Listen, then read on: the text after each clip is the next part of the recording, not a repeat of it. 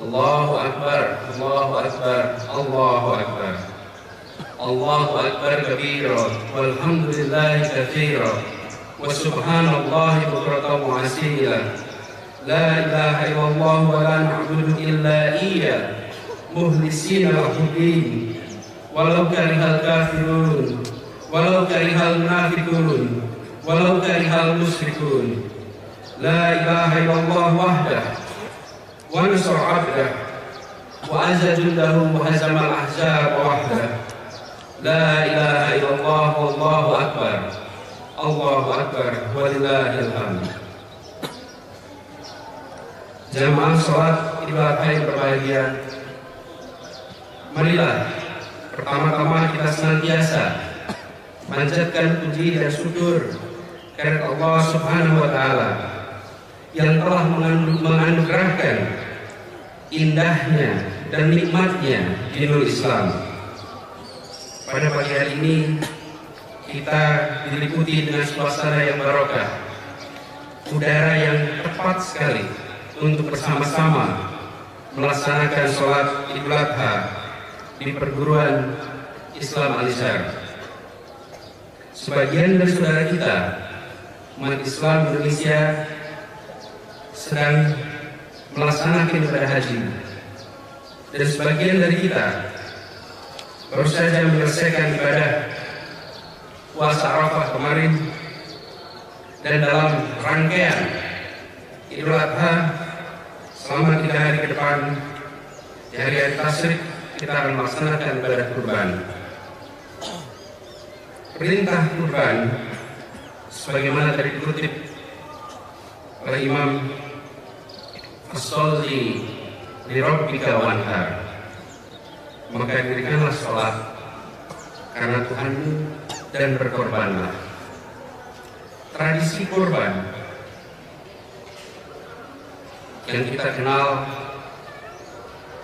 semenjak peristiwa di Makkah pada saat Nabi Ibrahim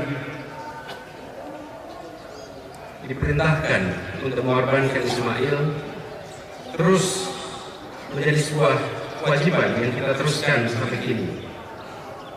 Perintah kurban memiliki riwayat yang panjang.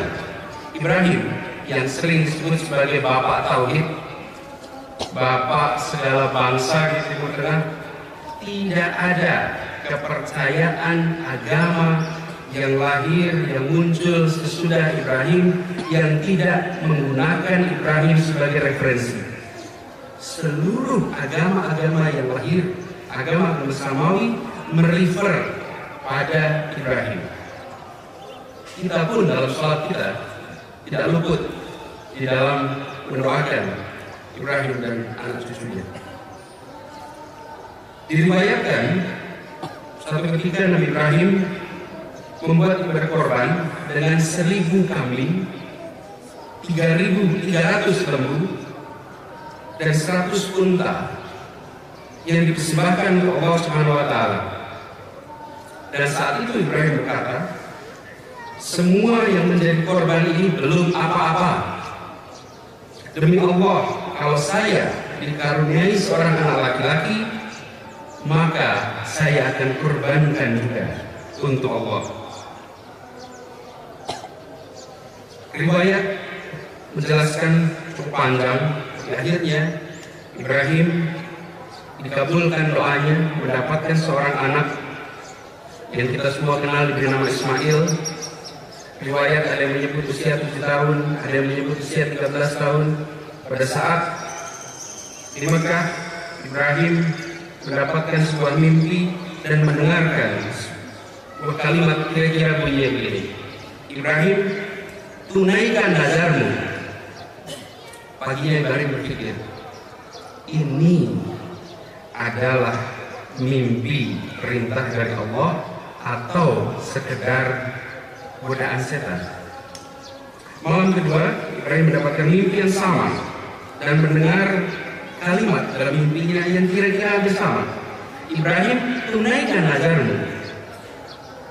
Malam ketiga, Ibrahim mendapatkan mimpi yang sama, kalimatnya Ibrahim, tunaikan nazarmu. Esoknya Ibrahim berniat untuk menunaikan nazar itu. Ibrahim meminta pada ibu Ismail, yaitu Hajar, "Hai Hajar, pakaikan anakmu Ismail dengan pakaian yang paling baik dan bagus. Aku hendak pergi dengannya." Lalu Hajar memakaikan pakaian yang paling baik, memberinya wangi-wangian, membersihkan tubuh Ismail. Hajar belum tahu apa yang akan terjadi. Ibrahim pergi bersama Ismail dengan membawa tali dan pisau yang tajam. Dalam perjalanan iblis sudah menanti, dan iblis berkata pada Ibrahim, "Wahai Ibrahim, apakah engkau tidak memperhatikan betapa tampannya, betapa santunnya, betapa baiknya Ismail?" Ibrahim menjawab, "Ya, tapi aku diperintahkan Allah untuk melaksanakan nazarku." Iblis pun gagal terhadap Ibrahim. Dia temui Hajar. "Hajar, bagaimana kau duduk-duduk saja sementara Ibrahim sudah pergi untuk menyembelih anakmu Ismail?" Hajar menjawab, "Nabi tidak pernah diperintah untuk sesuatu yang batil, dan saya sendiri bersedia untuk menebus perintah itu dengan jiwaku, betapa pula dengan jiwa Ismail." Iblis putus asa dengan ibunya karena gagal membujuk Ibrahim dan Hajar, lalu pergi ke Ismail. "Sungguh Ismail, engkau bersenang-senang padahal ayahmu membawa tali dan pisau untuk menyembelih kamu." Ismail menjawab, "Iblis, jangan kau berdusta. Kenapa ayahku akan menyembelih aku?" Lalu Iblis menjawab, "Karena ayahmu mengira Tuhannya menyuruhnya untuk itu." Jawaban Ismail ini perhatikan. "Aku memperhatikan dan aku mentaati perintah Tuhan." Selesai godaan iblis pada mereka bertiga. Lewat, tak sanggup mereka digoda. Lalu Ibrahim dan Ismail sampai ke Mina.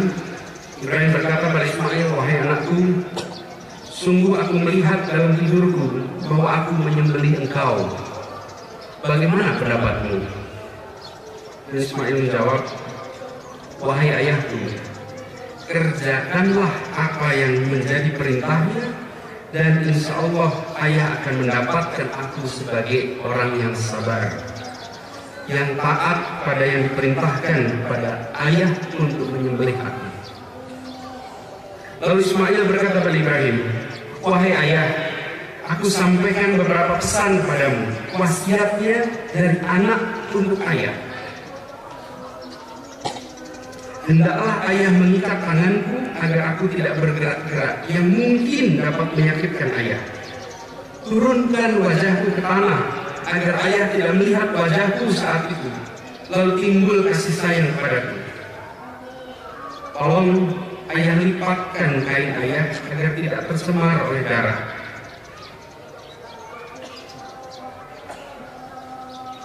Tajamkan pisau itu ayah, dan jangan ceritakan ini semua pada ibu. Hendaklah ayah menajamkan semuanya agar prosesnya cepat. Dan ayah, bila ayah mengetahui anak seperti aku, hendaklah ayah jangan melihatnya membayangkan seperti wajahku, agar ayah tidak susah dan duka." Ibrahim lalu berkata, "Anakku Ismail, engkau adalah sesungguhnya sebaik-baiknya penolong dalam melaksanakan perintah Allah." Ibrahim baringkan Ismail seperti hendak memotong kambing, lalu tempelkan belati pisau yang tajam itu dan dipotong. Pada saat itu diganti oleh Jibril dengan kambing kibas yang dipercayai sebagai kambing kurban Habil putra Adam, dan saat itu dilantunkan takbir yang kita selalu ulang pada saat kita merayakan Idul Adha. Jibril berseru, "Allahu Akbar, Allahu Akbar, Allahu Akbar," dan dijawab dengan Ibrahim, "La ilaha illallah, Allahu Akbar." Ismail menyambung, "Allahu Akbar walillahil hamd." Pagi itu, pada pada saat Ibrahim akan menunaikan perintah Allah untuk mengorbankan Ismail, perintah itu ditaati, anaknya memberikan wasiat, dan Allah menggantinya dengan kambing kibas. Kisah ini, hadirin jamaah sholat Idul Adha yang dirahmati Allah, kisah ini merupakan sesuatu yang sangat berharga bagi kita.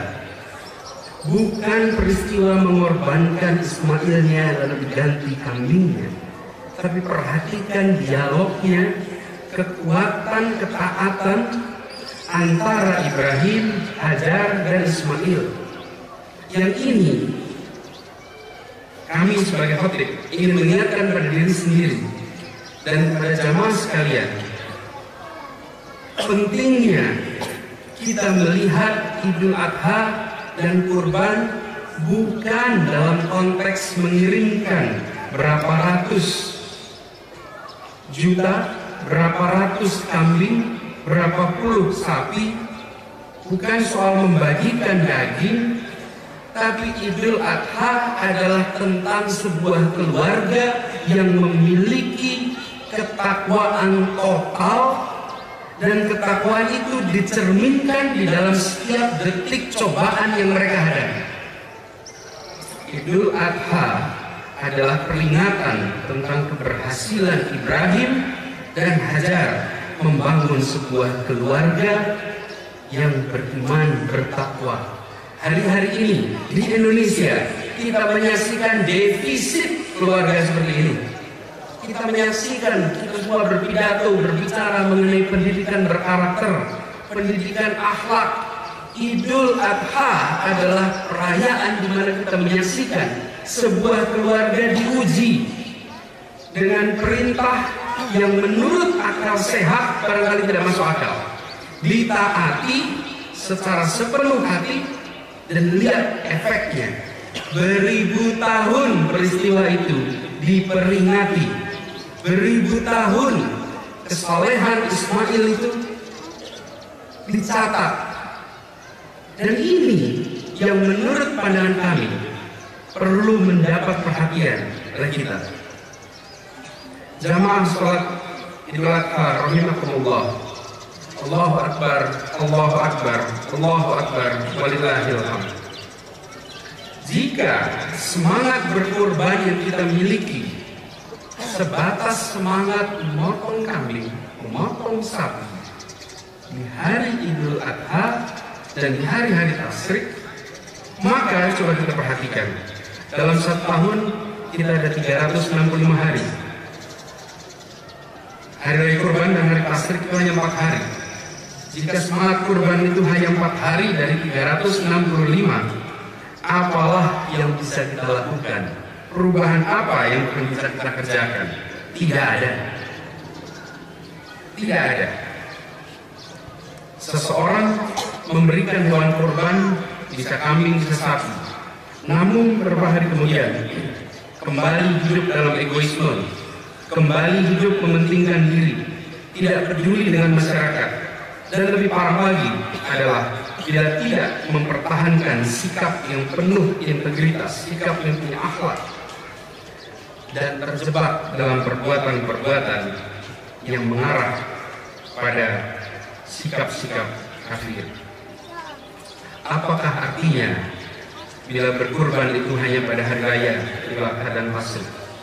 Disinilah kami ingatkan pada diri sendiri dan kepada jamaah sholat Idul Adha yang dirahmati Allah, bahwa bangsa kita, republik ini membutuhkan generasi-generasi bangsa yang mau berkorban untuk memikirkan masa depan, mau untuk melakukan kurban bukan semata-mata di hari tasyrik dan hari Idul Adha ini, tetapi mau untuk melepas apa yang dicita-citakannya untuk sebuah tujuan yang lebih besar. Kita di Indonesia merasakan kenyamanan seperti ini karena para pendahulu republik ini mau melakukan korban. Bapak-bapak, ibu sekalian, bayangkan bila Soekarno dan Hatta memilih tidak berkorban. Soekarno insinyur di saat hampir 100% penduduk Nusantara buta huruf. Hatta mendapatkan gelar doktorandus di negeri Belanda di saat mayoritas buta huruf. Mereka memiliki seluruh persyaratan untuk hidup nyaman, tentram, sejahtera, kaya raya. Mereka punya seluruh persyaratan itu. Dan generasi dengan mereka. Tapi apa mereka lakukan? Mereka memilih untuk melakukan jalan yang sulit. Mereka korbankan semua itu. Mereka pilih untuk memperjuangkan kemerdekaan. Dan hari ini kita bisa berkumpul di tempat ini. Sebagian kita bisa pergi ke seluruh dunia. Karena apa? Karena korban para pendiri Republik ini. Mereka mau berkorban dan kita merasakan faedah korban itu. Bila hari ini kita hanya menghasilkan generasi yang memikirkan diri sendiri, yang memikirkan kepentingan dirinya, keluarganya, maka tradisi berkorban yang diteruskan oleh para pendiri Republik ini akan berhenti. Karena itu menjadi kewajiban bagi kita untuk mengingat-ingat bukan hanya kurban yang dilakukan di Mekah sana, tapi kurban yang dilakukan oleh para pendiri Republik ini. Dan itu yang merubah nasib bangsa kita. Tidak mungkin kita berubah seperti ini jika tidak ada korban. Dan tidak mungkin jika kita tidak mengusahakannya. Allah sendiri memberikan pesan yang sangat jelas. Inna Allah la yughayyiru ma biqaumin hatta yughayyiru ma bi anfusihim. Tidak akan kami merubah nasib kalian, tidak akan kami merubah nasib suatu kaum bila kalian sendiri, bila kaum itu sendiri tidak berubahnya. Dan di sini kita diingatkan tentang pentingnya kurban itu. Allahu Akbar, Allahu Akbar, Allahu Akbar, walillahil hamd. Sekarang pertanyaannya kemudian, ya kita tahu Nabi Ibrahim berkorban, Hajar, Ismail, para pendiri Republik ini sudah berkorban. Kalau kita tahu bahasa anak sekarang sowot gitu. Lalu apa? Terus kenapa? Pertanyaannya, apa yang harus kita lakukan? Apa yang harus kita siapkan agar kita bisa mengambil hikmah kurban, agar kita bisa meneruskan tradisi kurban? Di sini, bila Hajar memberikan pelajaran yang sangat besar pada kita, bila Ibrahim dan Ismail memberikan contoh ketaatan itu, bayangkan hari ini jika kita mendapatkan ujian seperti itu.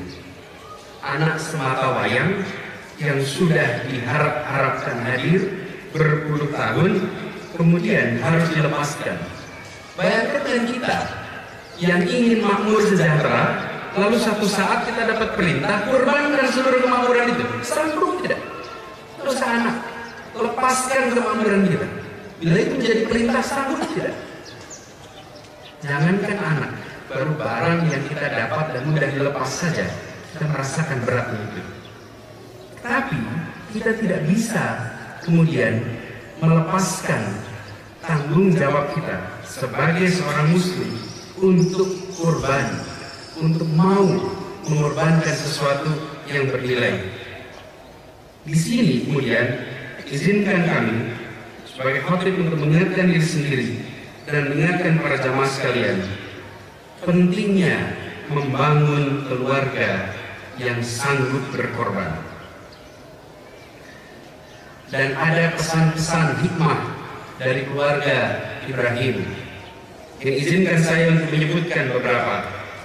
Pertama, dan menarik ini, sebagai orang tua, Ibrahim tidak otoriter dan sewenang-wenang. Ibrahim tahu apa yang benar, tapi Ibrahim konsultasikan pada anak. Ibrahim tidak serta-merta menyembelih Ismail. Ibrahim tidak memaksakan pendapatnya, tapi Ibrahim melatih sikap dialog, sikap tukar pikiran dengan Ismail. Tapi ada satu yang tersembunyi di sini, yaitu Ibrahim bekali anaknya dengan iman, dengan takwa, dengan kesolehan, sehingga pada saat dia dialog, anak pun justru memberikan wasiat pada orang tuanya. Yang kedua, Ismail ini banyak ditinggal oleh Ibrahim. Ibrahim itu berjalan seorang pengembara, banyak pergi kemana-mana.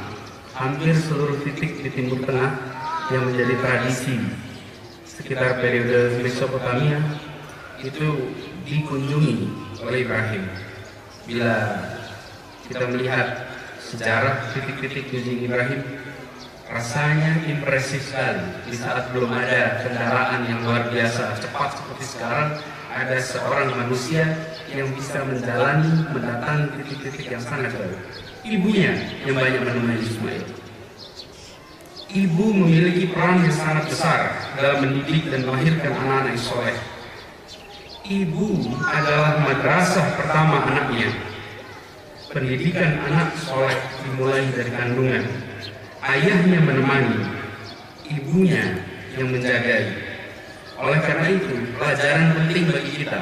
Jika kita berharap memiliki anak-anak dan keluarga seperti Ibrahim, anak-anak seperti Ismail, maka dari orang tua kita sendiri, sebagai orang tua, kita harus memulai untuk memberikan contoh, memberikan teladan.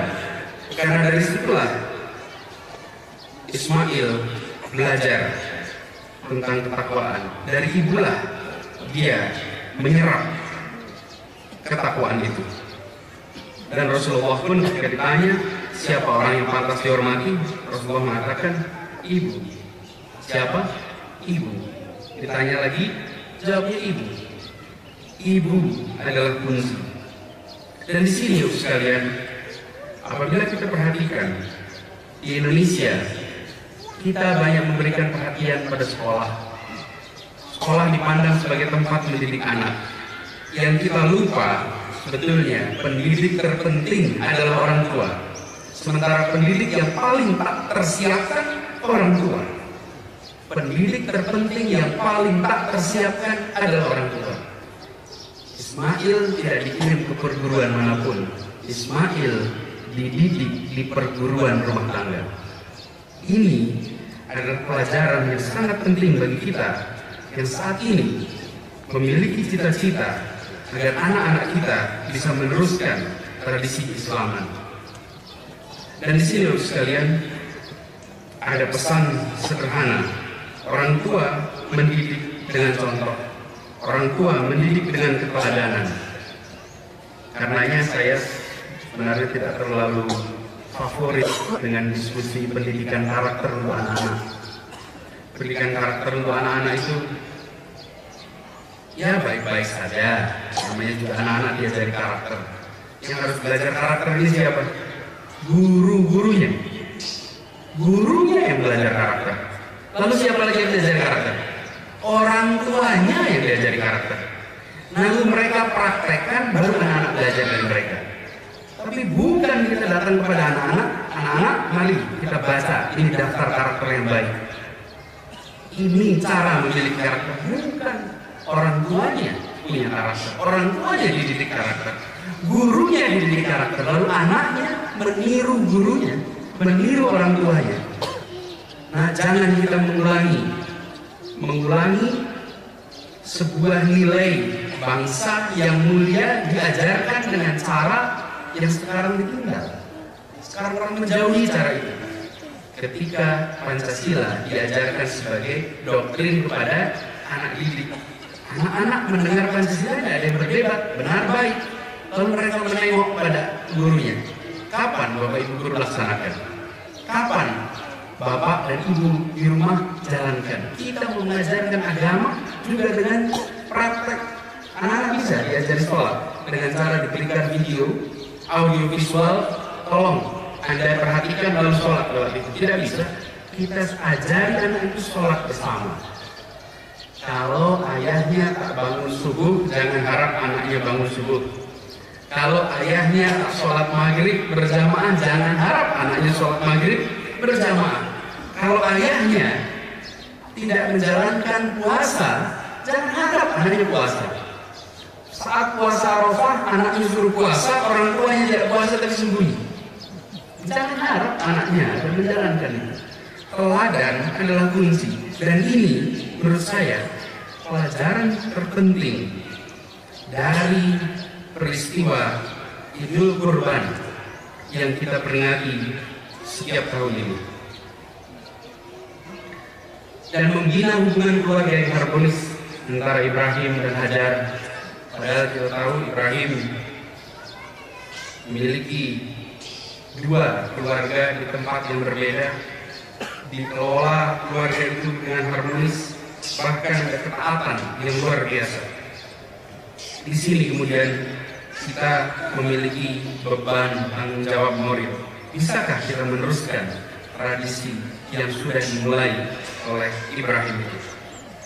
Keluarga adalah bagian terkecil dari masyarakat.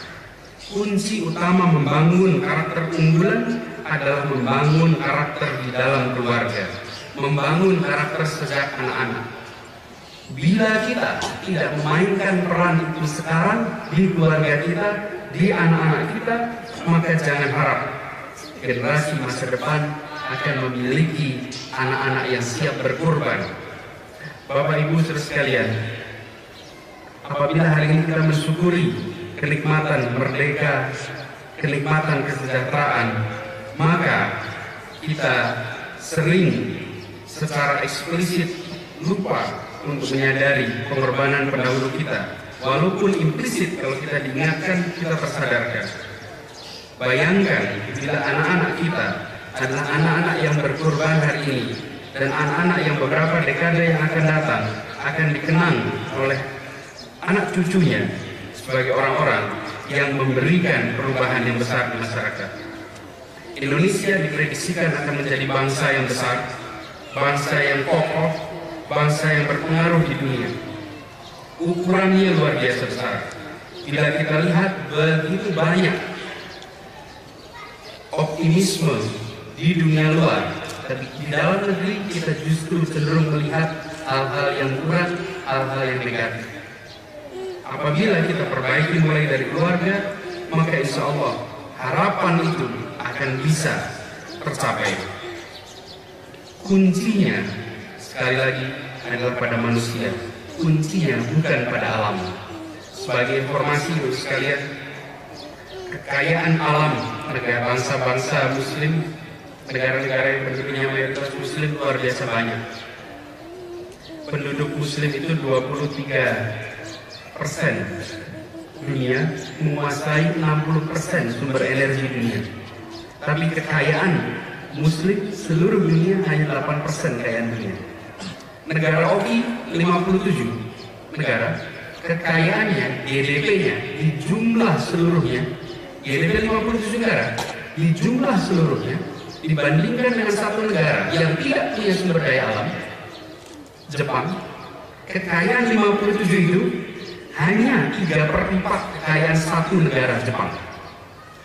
57 dengan minyaknya, dengan tambangnya, dengan gasnya. 3/4 negara yang tidak punya sumber daya alam. Kenapa? Karena di sana ada manusia-manusia yang terdidik, manusia-manusia yang berkembang, manusia-manusia yang dalam indeks keislaman, indeksnya sangat tinggi. Di dunia ini ada sebuah indeks keislaman, Islamicity Index. Bukan jumlah penduduk Muslim, tapi tingkat ketaatan pada nilai-nilai Islam. Dan negara-negara yang tertinggi, salah satu yang tertinggi adalah Jepang. Jepang adalah negara di sana tak ada Muslim, tapi Islam hadir di sana. Ini contoh. Dan kita kalau perhatikan di mana mulainya, di keluarga. Keluarga yang berperhatian. Sebagai penutup dari khutbah Idul Adha ini, izinkan saya mengajak diri sendiri dan seluruh hadirin untuk terus mengimplementasikan nilai-nilai mulia dari perayaan Idul Adha dan peringatan Kurban. Sebagai umat Islam, kita dituntut untuk kerja, untuk aktif, untuk optimis. Idul Adha jangan hanya menjadi ritual tahunan untuk penyembelihan kambing kurban, tapi lebih dari itu, Idul Adha harus menjadi sumber inspirasi untuk memperkuat hadirnya nilai-nilai Islam, bukan di tempat-tempat yang jauh, tapi hadirnya nilai-nilai Islam di dalam keluarga kita. Pengorbanan, kerja keras, dan optimisme diperlukan untuk memecah ketertinggalan. Karakter ini harus dipegang teguh, dan jika karakter ini dibangun, insya Allah Republik ini akan makin tegak ke depan. Islam mengajarkan nilai-nilai tersebut. Tantangannya adalah bagaimana agar nilai itu tidak hanya sebatas ritual, tapi harus menjadi kesalehan sosial, dan lebih jauh lagi memberikan manfaat dari pembangunan bangsa. Mari kita mencontoh kisah Ibrahim, kisah yang memberikan kepada kita ketaatan total kepada Allah Subhanahu wa Ta'ala.